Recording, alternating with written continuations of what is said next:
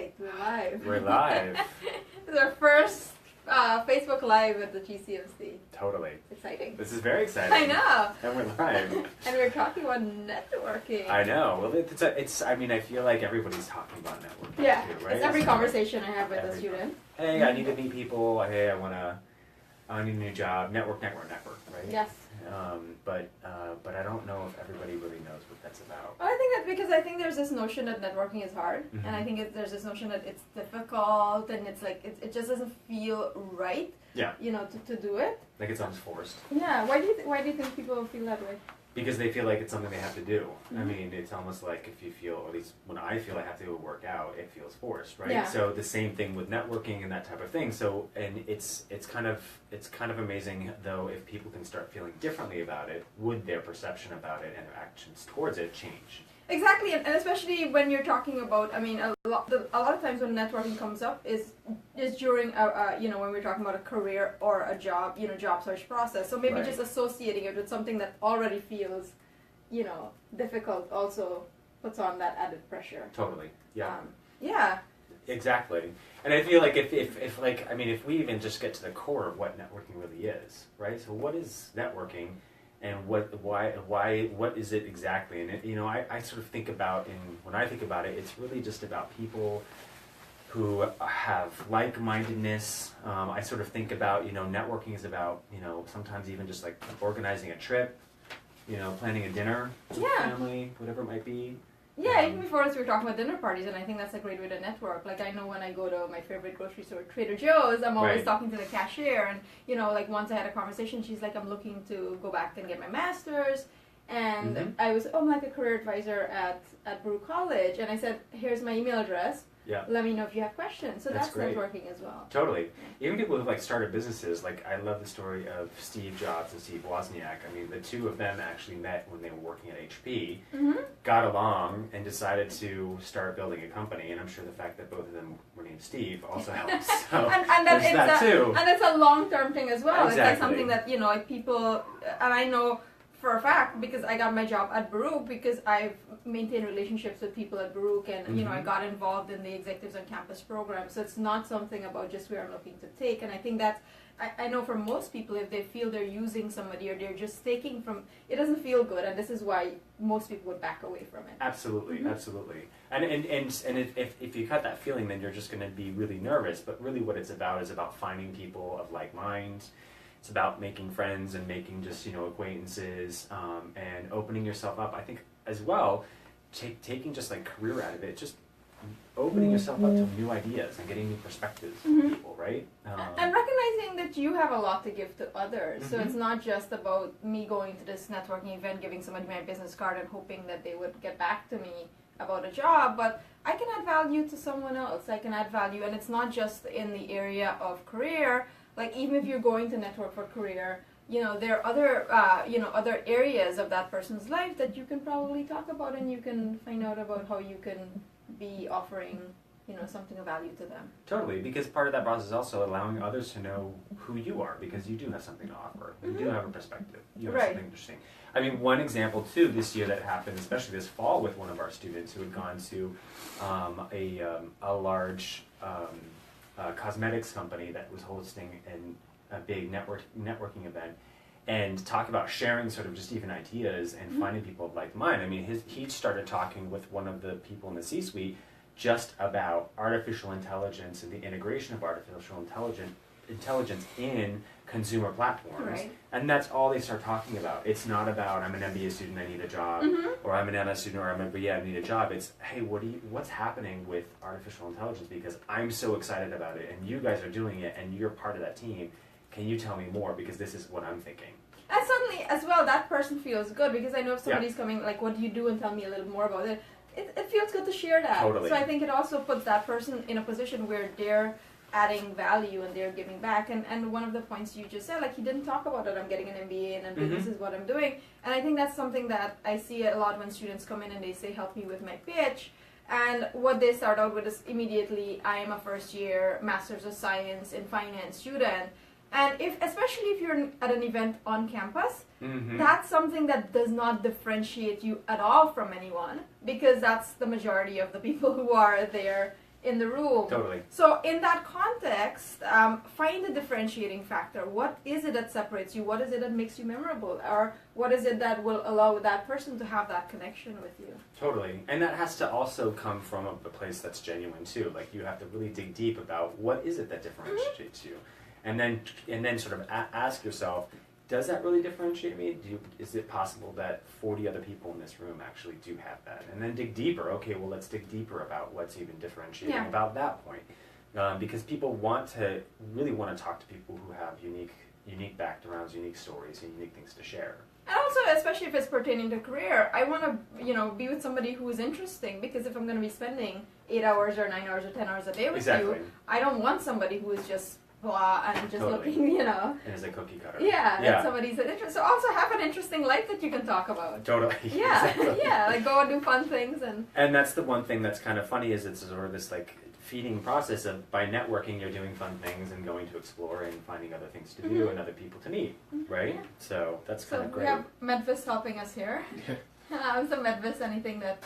Oh no, continue on. We're going to get some questions from the audience in a bit. Awesome. Okay, awesome. Cool. So yeah, if you have questions, put them in the comment box, and then we'll respond. Absolutely. But I think we touched, so Tanuja, you were talking about also about how networking can really feel uncomfortable. And if you can actually, and because people don't know what to say or whatever it might be, or they just don't want to do it. And I think that we are offering a challenge almost to say, hey, you actually can control your networking. You can do it your way. You can do it the way you want. And you can do it in a way that also is really genuine to your style and your uniqueness. Yeah, and I think everybody has a different style that feels right for them. If I hear a lot from introverts, like, I don't like going in crowded places. You don't have to go into crowded places. Especially if you're a student in your classroom, like on a daily basis, you can connect one-on-one with your classmates. You can connect one-on-one with your professors. I think even coming into GCMC and building a relationship with your advisor is networking, because that's what it is, right? It's building relationships. And as we said, it's long-term. Totally. Yeah, exactly. So it doesn't have to be like where you're going to a bar in Wall Street, or you have to be, you don't have to do anything that you don't want to do. You just have to find what's right for you to connect with other people and let them know what you're about, what you're doing, and what you're looking for. Totally. I mean, some of those things may be just asking somebody out for tea every morning, but the important thing is to do it. That's the most important thing, right? It's not about, well, if it's uncomfortable for you, don't do it. It's actually find the thing that's going to make you comfortable and then go ahead and do it. And don't overthink it, too. Yeah, because I think even, everybody, I mean, they have their fears and everything else, but that person's a human being. It's, if you're connecting, say, even with a partner from a Big Four, it's a human being you're talking to. That person has like a life outside of being a partner. So that's just only one dimension of their life. So don't just judge them based on that. Right. And seeing, again, if you can look at it from, I have a lot to offer, and understanding what that is, just really believing it by acknowledging what it is that you have to offer. I think you can go in as an equal in that conversation, as opposed to just feeling like, oh, I'm just going to take something away from that person, or maybe he's just taking an hour of his busy schedule. No, he's getting something from that as well. Yeah, totally. And one sort of example of one student in that case, even a couple of semesters ago, this was last fall in 2015. During the crazy on-campus recruiting season, all of the students are going through the entire networking process of information sessions and applying in our first rounds. And one student who it had just been so overwhelming to stand out in a crowd and this entire thing, just said, you know what, I'm going to start networking small in my classes. And this is her first semester. She decided to network small in her classes. Ended up sitting, had classes with a person who was in the risk management team of a major French bank. Within 3 weeks, she was on his team. Didn't need to go through on-campus recruiting. She's still there. Like she was able to sort of step back and say, you know what, I am not going to be able to be myself if I throw myself into these networking opportunities that everybody else is doing. So I have to find what works for me, but I just have to do it. That's a great point, because I also went to school at Baruch. Yeah. And I remember in undergrad, my first internship came from one of my professors, my economics professor. I got to know him. It was a huge class. It was like a class of like 300 students. But I did well in the class, and then I would take advantage of office hours and go talk to him about topics on economics. Right. And then he was writing the Metro North with somebody, and they said, hey, I'm at ING and I have this position available. Do you know of any students who would be interested? And I was the first person he called. So just taking advantage of those things. Yeah. When I was doing my MBA at Brook, my internship that I got, after my first year was at the DOT, and it was because I'd worked on a project with someone who was working at the DOT, and I'd stayed in contact with him. Right. So that's how I got that internship. And when I got my full-time job, it was because I knew somebody, and I was working at the lab at Brook, and he used to come in, and I would help him with, various projects he was working on. And when he saw an opening, he let me know about it. So I think you can't discount what's right in front of you. I think sometimes we can take for granted those things. Those things, exactly.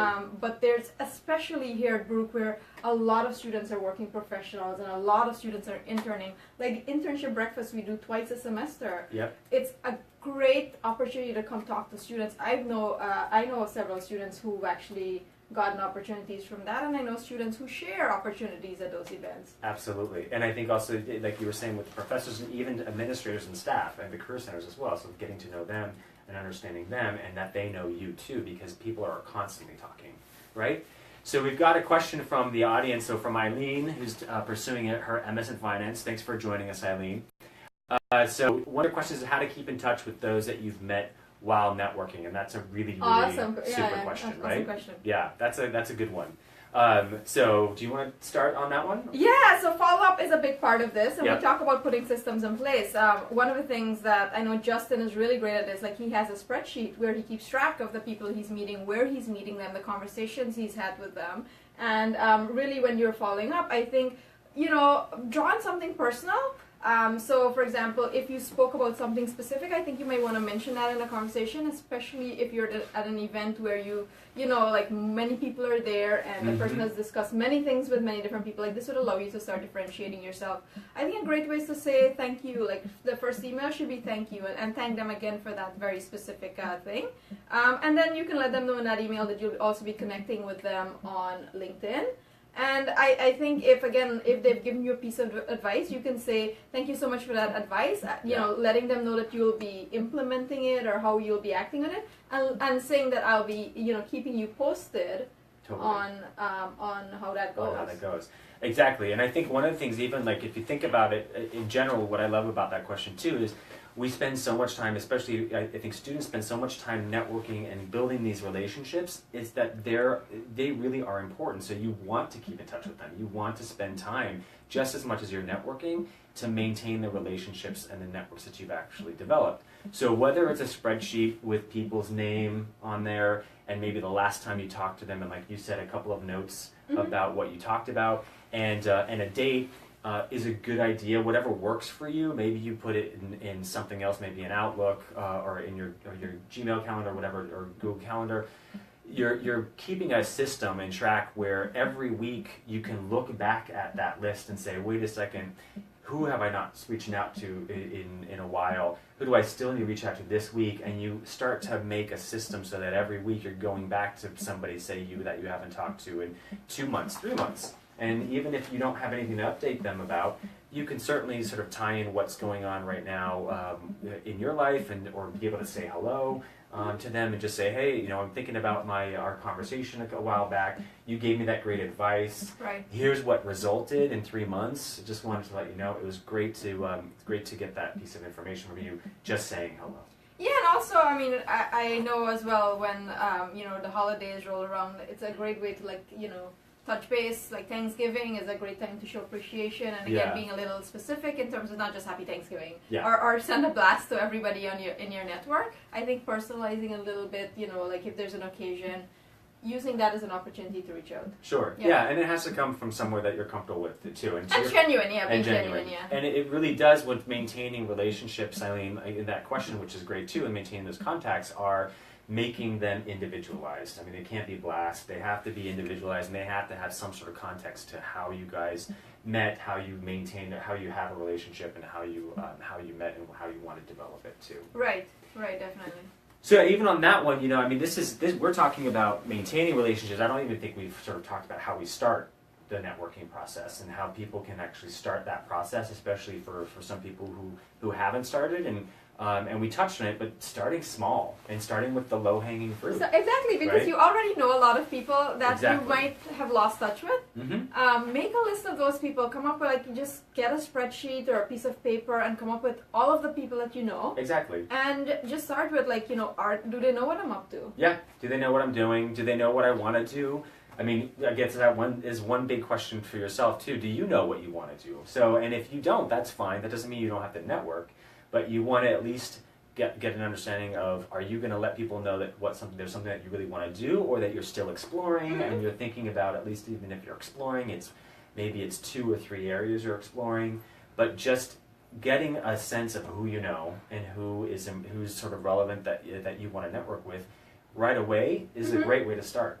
And again, yeah, I mean, I think the point that Justyn said, it's not that even if you don't know what you want to do, you can also network, because as we said before, network is about adding value. So you can there are always people that you can add value. You know, you can actually help, like even your classroom, somebody misses a class, you can help them with that. Yeah. You know, like give them the notes from the last class. Absolutely. Simple. So yeah, make that list, I think, and just start reaching out to people. Totally. And then you're going to already right there have a bunch of activities, because you got to follow up, you have to actually meet, because this is all about meeting and making connections. You mentioned also just class.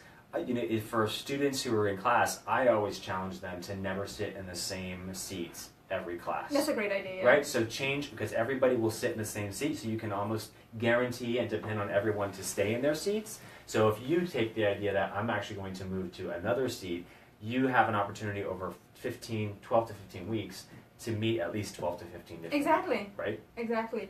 And what I was actually going to say was I forgot the point I was going to say. and don't get nervous about it. Just say hello. You're both in the same class, so you obviously have something in common. Yeah. And hopefully, you know, something will happen, but maybe nothing will happen, and that's also okay.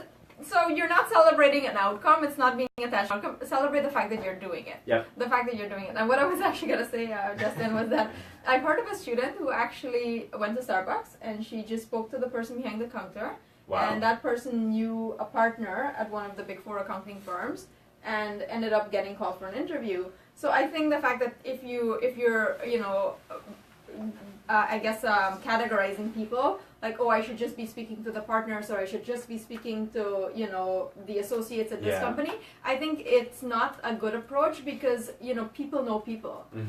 So I think one of the big rules I say is be kind. Be kind to everyone you meet. Exactly. You know, see if you can offer value to everyone you can meet, and I think that's just a good approach for life in general. Completely. Yeah. Absolutely. I mean, I can't tell you how many people that I've met who are either trying to be musicians, or they're doing something completely different, maybe even blogging, and a couple of years before you never knew that they were trading on Wall Street. Right? Or that they had actually launched and sold a startup. And especially in New York, like, you have tons of, like, waitresses and all of that stuff that they're doing other, you know, they're doing this at night, but during the day they're doing awesome projects, and they're, you know, interacting with really cool people. Yeah.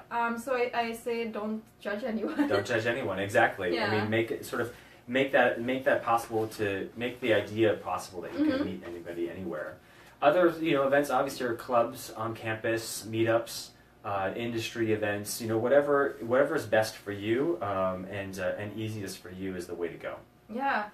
I mean, you're in New York City. Like, if you just go to meetup.com, there are tons of you know, events happening, or there's the Eventbrite. Yep, Eventbrite. Lots of events happening, and even on campus, we're always having you know, events. So I think taking maybe at least half an hour a week just to go through all the events that are happening, and picking, you know, if that's what you want to do, like just picking 1 or 2 that you might want to attend for that week. Exactly.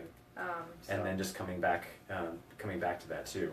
And then to go off of Eileen's, you know, conversation too, is, you know, all this takes time. This is all going to take effort, and at some point you also have to go back to the people you met a while ago, and don't forget them. Cultivate those relationships. You spent a lot of time with them, so make that part of your activity. Yes, and making this a priority Exactly. in your weekly schedule. So if you sit down, you know, like on a Sunday and say, this is what I'm planning for the week. Yes, study is really important, and going to classes are really important, but put in some time to focus on this. Like, maybe it's Friday from 10 to 12, I'm going to focus on following up and, Right. you know, and reaching out to a few people. So just making sure that you're staying on top of this. And this is not just now that you're looking for jobs, this is going to be a lifelong thing where you're keeping in contact with your network. And you want to get to the point where people are calling you and saying, hey, I have this job available, are you interested? As opposed to when you're ready to find a new job, or my job sucks and I need to go find a new job, and, you know, Indeed is not working for me. Right. And, you know, then it becomes a really hard process. So I think if you see it this way, and also if you do it this way, I think it's easier. This is what people, you know, the hard skills are great, but in terms of moving from, you know, maybe entry-level job, you know, up the ladder, this is critical. Well, it's critical because you need the internal advocates to help you get there. The networking Yep. skills and talking to people and letting them know what you're doing, and, you know, showing them what you have to offer. Exactly. So even like so if somebody now is saying, okay, great, so I have a couple of ideas to start, and then they say, what do I say? What do I talk about? Yeah, this is huge, right? So this is like Yeah. when students come in and like, what's my pitch? Yes. And it's like this big thing. And I mean, I think having a conversation, the easiest thing is walk up to somebody and just asking them, like, you know, an opening question. How's your day going? Listening to what they have to say, and at that point you can tell them about yourself. Yep. And it's always about the context, right? So it's not the same thing. You're not going to say the same thing everywhere. Yeah. So you want to talk a little bit about context? Yeah, absolutely. I mean, it really is having that human connection, and just not only how you're doing, maybe like, you know, why did you decide to come to this event, and what you know, and just kind of having those questions of how and why and things like that, and what people think about that situation where you might be. But the context is really important in the sense of you have to also think about if you're networking in a specific context, say at a trade association conference on digital marketing and media, or even on like programmatic TV, and you're really interested in getting into programmatic advertising, and you're sitting next to somebody who works at a media agency in programmatic, think about your conversation, right? So you probably certainly can kick it off with, hey, are you going to watch the Super Bowl this weekend? I'm really excited about it. Yeah, I'm too.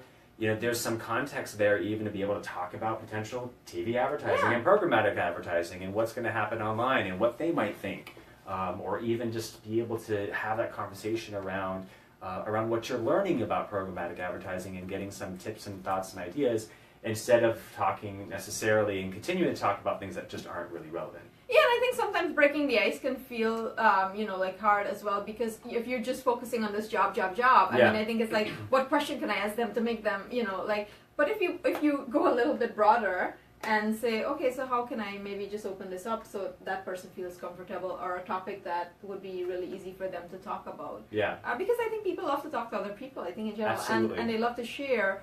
But I think it's also, what is it that they're sharing, you know? It's not, Yeah, absolutely. And that could be like, oh my gosh, are you loving the coldness of winter like I am? Or is there something else that they did over break? Or whatever it might be, or what they might think about the speaker. And inevitably at some point, someone is going to ask, so what are you doing here? Right. Or what are you looking to do? And that's an opportunity to fold in your pitch in a way that should be comfortable and not robotic. But that's the chance where you can actually say, you know, what your pitch really is and what you're looking for, and start to really have that conversation too. And again, not, you know, like trying to differentiate yourself, trying to show how you, that person, because in that person's mind, as you're talking, like they're trying to picture you, how would you fit into their world? Yeah. So it's putting yourself in their shoes and making it from their perspective that they understand, you know, because I see this often where students are, and I said, that makes sense to you. It makes absolute sense to you, even the vocabulary you're using. But for me, who is like, for the first time I'm meeting you, I have no context for what you're talking about. So I think you have to put it in that context. You have to make sure that it makes sense to them. And also pitch, I think, is really good. Like, you know, a pitch is really good when somebody says, tell me more, or they ask a follow-up question. Yeah, absolutely. I mean, so for example, even working with one student who was talking about how within networking, he's not being as successful as he wished, because he really wants to get into audit, right? And one of the things that he talks about when meeting other auditors is how, for example, he's got great leadership skills, He really works great with other people. About one of his random hobbies. And it all sounds great, and he communicates really well and wonderfully. But think of the other person that they're saying, okay, you're telling me you're really interested in audit. All I hear is leadership, that you work great with others, which is nice, and you've got this great hobby. But I guess one of my questions is, what do you know about audit, right? Or what are your thoughts about audit? And so he was removing and not including some things, that the fact that he's an accounting student and he's learning about audit, or that he's done auditing processes in the past in an internship. And it doesn't have to be forced or anything like that. We have to really jam it down people's throat. But again, think about your context and what you want to convey, and what things really need to stand out and what maybe you just don't need to talk about. So I think if in this case, just take yourself out of it. It's not about me. We've talked about this, and put yourself in the other person's shoes. What is it that they really care about? I think, and just going back to a point we touched on, like, this is not a transaction. No. I think that's when it starts to feel, like, oh, this doesn't feel really good. I think to look at it like I am developing a relationship, and that is a slow process. Yeah, it's not like something, I talk to this person and they're going to go back and call me for an interview. Yeah. That's not the point of all of this. The point is to have a connection. Yeah, absolutely. I mean, it can't feel like we're taking the 6 train and suddenly you get off at a stop and that's it, and you get other turnstile and you are where you want to be. It's not like that. It really is a unique and genuine relationship that you're trying to build, and just have that be your goal. That's it. It's just trying to build a relationship, and some relationships in networking you're going to be able to build, and sometimes they're just not going to go anywhere. Right. Not everybody has to get together, or at least get along. Not everybody has to get along with you. Not everyone has to get along with me, and that's completely okay. Yeah, you can take people off your list. Like, you don't have to stay in contact with everyone you meet. Exactly. It's like, think about your friends, right? It's like same process. Like, you can just, you meet people, you talk to them, you form. It's like, so it's basically the same process, except that this is more related to career. And you don't wanna be asking people for a job or internship the first time you meet them. Exactly.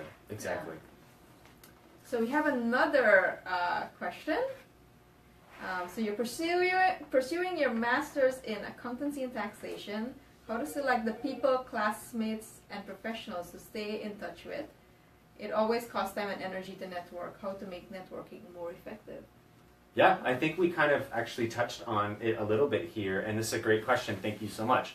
So, so one of the things here is, when you start to networking, you're looking at, that's why a system is really important, because you could actually visualize in one place who the networks are, and you have to start thinking to yourself, which ones are going to be the most important, right? And which ones are the ones that I really need to invest time and energy in. And that's the most important thing to think about. Yeah, because you are investing your time, and I think if you can just, like Justyn was saying, like, classroom is a low-hanging fruit because you have to go to class anyway, so you can just have those conversations. I think with the others, it's just setting aside, I think, rather than saying I'm going to network this week, because that can seem big and it's like, it's all over the place. Say I'm going to spend 2 hours networking, and that's when you can go through your list, you can add from your list, you can take away from your list. So I think dedicating that time to the process. Yeah. And at that point, it becomes very intentional. It's not just this random thing left to chance. Yeah. So I would say bring in that level of intentionality to it. And there's also, maybe there's internships or jobs that you currently are looking at right now, and there's people on that list that, hey, you feel comfortable now at this point saying, would you be comfortable putting me in front for an internship that's posted? Like, that's a way in which you can prioritize. I think another way in which you can prioritize is, who hasn't responded in 6 months, 8 months, a year? Maybe it's time to just say goodbye. Right? So, and the people that really are responding and adding value to your life, and that you're adding value to them, that makes the most sense. And this is the part of being in control, because once you send that email, or once you don't have control of how that person responds. Exactly. So stop taking responsibility for that, and I think this is where a lot of students get caught up in, like, oh my god, that person has responded. The person has a life, they're busy, they're doing other things. Don't get caught up in that. As we said, focus on the fact that you're doing it. So if you're doing it on if you're saying a weekly basis, twice a week, whatever it is, the fact that you're doing it and you're making it happen, because I've seen this happen with students where they've actually invested the time in this process, and they get the results. Absolutely. But it's not that they're so focused on the results and getting a job and getting a job and getting a job. They're taking a genuine interest in people. They're making sure that they're reaching out. They're making sure they're letting people know what they want, because it's also really, really easy, especially as a student, to get a 4.0 and never let anyone know that you even have a 4.0. Yeah. But this is different with career, because I know, like working in financial services, that it's really important for people to know what you're doing if you are to get ahead. Because if they don't know, they're assuming that you're not doing anything, basically. Right. So make sure that you're sharing that with others, making sure that you let people know if you're great at Excel. And I've heard students do this, where they have set up an Excel tutoring class because they were great at Excel and somebody else in their class wasn't. Or I've heard of students organized trips to across the Brooklyn Bridge because there were a bunch of international students and haven't had these adventures. And that's networking. Yeah, and absolutely. I mean, for me at least, that feels fun. I don't know if it feels fun for you, but figure out what feels great for you. Because if you're in that state and your energy is is really high, I think it's going to cause people to feel good around you as well. Absolutely. Yep. So. Exactly. All right. So we're getting more questions. What are some great organizations or types of organizations to meet specific groups of professionals in New York City? It's a great question, especially within New York City, because there's tons. So this is something that's really around function that's going to be specific, because there are numerous organizations for different types of functions. So I usually, what I do is I just Google the function New York City group. And I usually get at least one or two organizations. So if I did, for example, digital marketing New York City Trade Association or digital marketing NYC group, on Meetup, a trade association will pop up, or whatever it might be. Like those, that's how easy it really, really is. From accountancy, finance, data science, information systems. I mean, those are some easy ways of finding them out. I think another way too, which would be good, especially for students, is asking professors. Are there organizations, especially adjunct professors who are in those positions, and people that you network with? Ask them. Because a lot of our professors do work in the field. Yeah. So they are part of organizations as well, and so I think they'll be a great resource. Exactly. And I think if you're an international student, I think as well, you can take advantage of the consulate and like other other organizations. Because I know there's a lot of these places actually do host events and they bring people together. So I think that's a great resource. That's a great idea. And if you're an international student, chances are that your university from back home might have an alumni association here, or at least alumni here. I think connecting with them, looking for them on LinkedIn, and that would be a great that would be a great way to connect with people. Because I think, again, you want to find, I think a great thing about networking is finding that common ground that you have with others. What is the commonality that you share? And that's how people bond, actually. Yeah. So what is it that you have in common? So if you reach out to them and say, hey, you and I saw that you and I went to the same university, and it would be great to connect because I'm here studying at Brew College and I'm looking to explore career opportunities. I think you would be a great resource. Yeah, and there's another thing too, that on Zicklin Career Link for Zicklin students, there is a link in the GCMC resource library for trade associations and organizations. So Medvis had a suggestion as well in terms of checking out companies who have open houses or co-working spaces that host events. So like Wix is one of the big ones we have on 23rd Street. It's in Chelsea. eBay does a lot of events at their co-working space, their space on 6th Avenue. That's amazing. So eBay and 6th Avenue as well on their co-working space. WeWork is another space. The Alley. Neuhaus, the Alley. And those are terrific ideas as well. And also the Field Center has co-working. I think twice a week they actually have co-working, so you can go across the Field Center on the second floor, and you might meet some great professionals there. Yep, absolutely. So there's a lot of ideas and a lot of ways in which you can do this. Yeah, and I mean, we have lots of stories that we've seen from students who've done this organically and they've made it work. We had a student who went to a site visit and she came back and she did an article. She wrote an article for the GCMC blog, and it was a well-written article, and sent it off to the individuals, the professionals she met from that company, and then that led to her getting called for an interview with them. Yeah. So just you would think it was it's something so simple. Yeah. But the results are, of doing something like that. Well, we've seen them with students. It's like really impactful. Absolutely. I think sometimes it's just sending that thank you note because you won't believe how many students don't do it. Yep.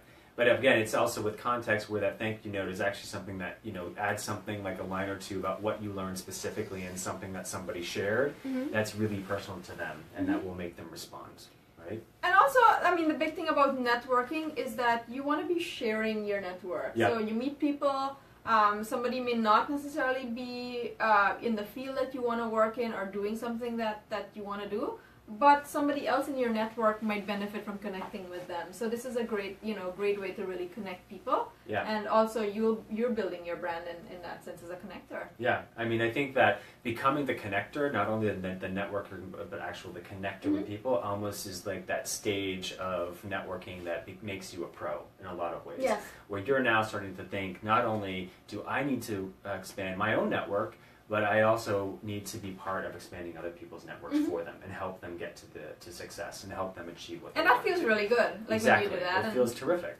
Yeah. Yeah. And then also that person, they have that towards you. It's like, okay, that person has really given me something that I value and that I care about.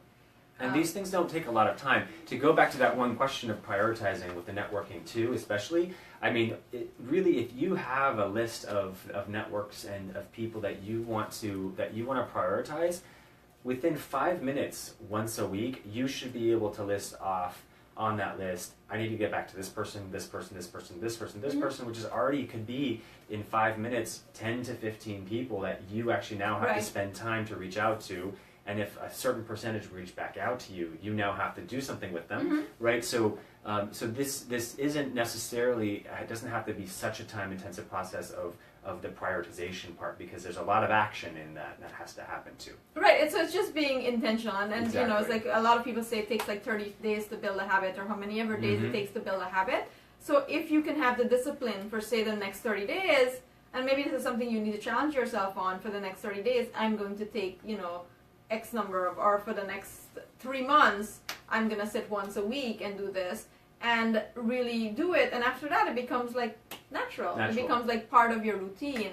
So I think in the beginning, you may have to have that discipline to put it into practice, but after that it's part of your process.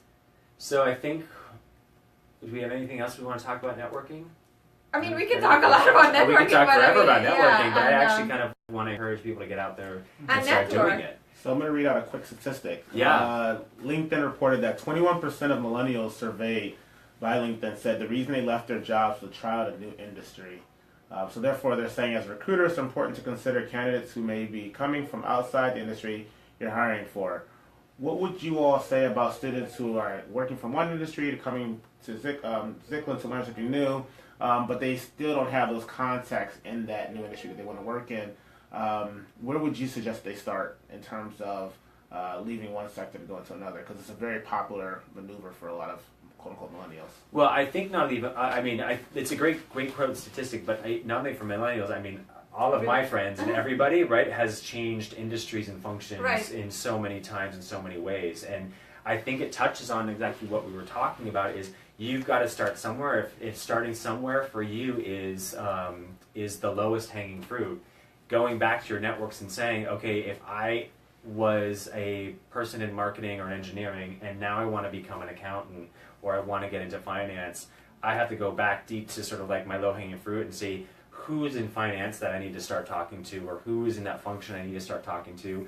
And it most likely within your network too, who actually did a career switch. Doesn't matter even how or into what they did it, but who did that career switch and how did they do it?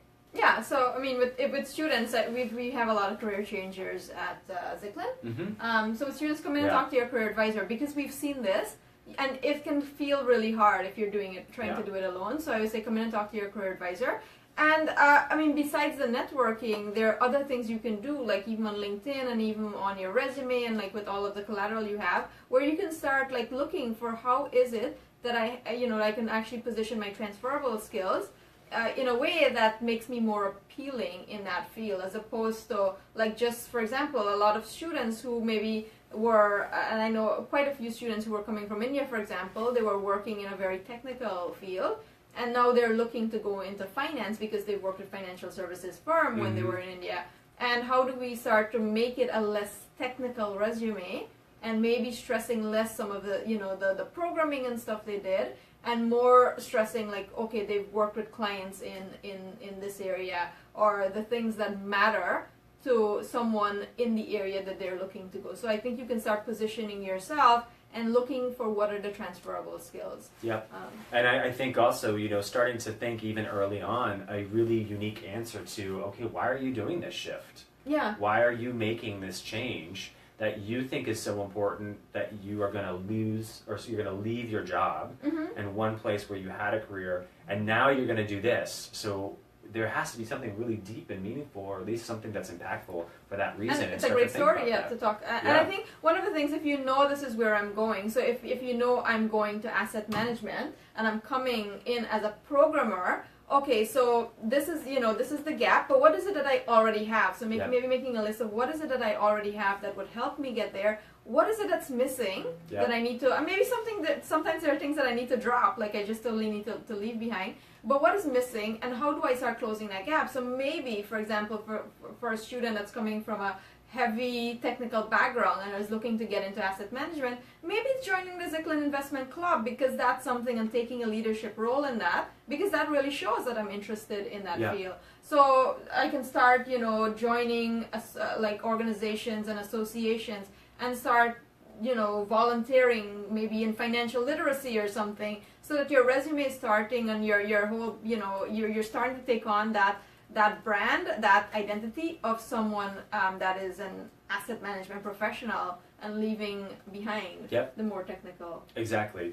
Because I think also the market is even more so. Every year, it's recruiters and companies expect that people are going to be shifting their jobs. Yeah. It's just going to happen, and that people are going to realize they just want to do it something completely different. And I think I read recently that people change 14 times in the course of their career. So that's like, and that number, I guess, keeps growing. The fact exactly. That, So Would you want to speak on the importance of your personal brand and being clear about what you want to do or what you're looking to learn when you go to events or you meet new people? In terms of your personal brand? Personal brand coming across as well-spoken or articulate, or being approachable, or making people feel comfortable with you?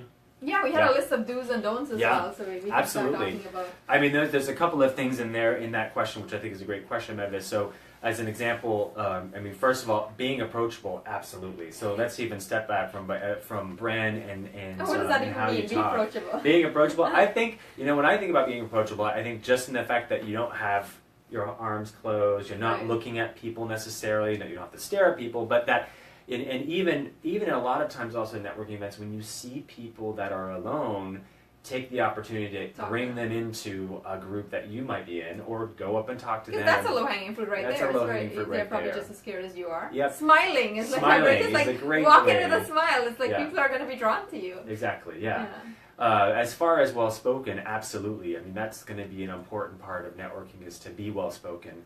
And certainly you can throw in your own way of being happy, but also even slightly sarcastic, and things like that. And then as far as knowing what you want to do, the important part about that is, even if you don't know what you want to do, you still can be approachable and still be well-spoken and network. So that's the important sort of basics of that. But knowing what you want to do is going to make networking much more effective. And if you don't know what to do, you can always say, I'm looking to explore. I know accounting is a great field. Like, I feel this is where I want to be, but I'm still exploring my options in this field, and that's totally okay. Yeah, and when I hear also the brand part, and especially if it's a student who's doing a career change or taking it to the next level, the brand part is what I actually translate it into also being able to start communicating the brand or the person that you want to start being, and that's an important thing to start knowing how to do. Yeah, and Medved just reminded us about the elevator pitch. Yep. Which came, like, if you're riding an elevator with somebody and they ask you, right, what is it that you do, or exactly. it's being able to communicate in a way that's very concise and really shows who you are. Yeah. So I think, and also coming back like to the point of being well spoken, and if you're international students, knowing that sometimes communication can be a challenge. It's not. I don't think people would. I think sometimes you're far harsher in yourself than people are, because I don't think people are judging you based on your accent. I think if you can come and show that you're somebody who is approachable, you're somebody who's open to learning, and somebody who wants to really genuinely connect, I think that's important. Absolutely. Yeah. Yeah. Exactly. Completely. Yeah. So we're touching on a lot of things here. Yes. But again, I hope that we can get people to start doing this. Yeah, so, what's a challenge you have for them? So I think we got a challenge that we want to leave everybody with, and something that they can do in the next hour or two is just to think of 3 people, 3 individuals that you need to still connect with, that you maybe already have a connection with, right? So this is that low-hanging fruit pool that you've been having to get back in touch with. Make that effort to reach out to them in a really intentional way today, and to the point to where you're going to start meeting up with them, or you're going to reconnect with them and put them back sort of in your network. Yeah, I'm going to take on that challenge. I'm going to take exactly. Yeah. I'm going to get back. And the other one that I mentioned before, and I want you to actually take this challenge, maybe scheduling 10 minutes a week to actually looking. Maybe first you can start this week with reviewing all the people that you have not been in touch with, that you need to get back in touch with, and maybe the people you're in touch with that you need to add to your list. Yep. And then slowly you can start getting in touch with them. So I think start building that list and putting that system in place. Because again, if you're not intentional about it, there are going to be other things that are going to come in, and you're just going to get distracted. So making this a part of your routine. Not stress that enough. Yeah, and by doing that is actually committing also to saying, I'm going to do this once a week, or I'm going to do this every 2 weeks. But committing to that, put it into your calendar or whatever will remind you, so that you actually will get reminded from something else that you have to now do it, and you're going to do it. And remember what feels right and good for you. Yep. This doesn't have to be. It doesn't have to be. Process that's difficult. Exactly. It can be fun. There are people who actually do enjoy networking, but it's because they found a formula that works for them. Exactly. So play to your style, do fun things, go to dinners, and you can organize trips and all of that stuff. All that is networking. So don't get caught up in what it needs to look like. Yep. So thanks so much for joining us. All right. Thanks everybody. Awesome. You guys are awesome. You guys are come awesome. into GCMC, make an appointment with We'll an see you advisor, soon. and we'll see you soon. All right. Bye-bye. Bye.